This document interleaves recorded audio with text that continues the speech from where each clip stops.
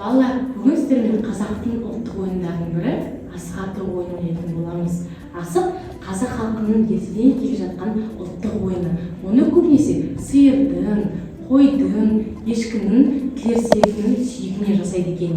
Асық ойыны балаларды мергендікке, шапшаңдыққа, ептілікке, дәлдікке тәрбиелейді.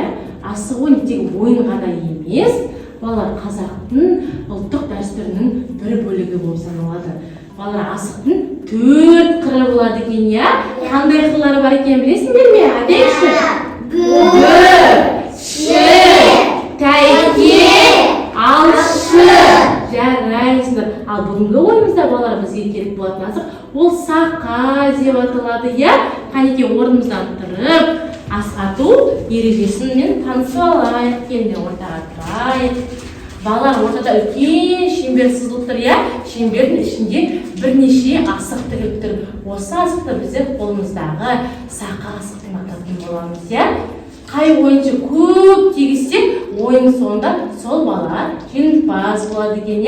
Қанекей осылай тұрайық бір шетіне.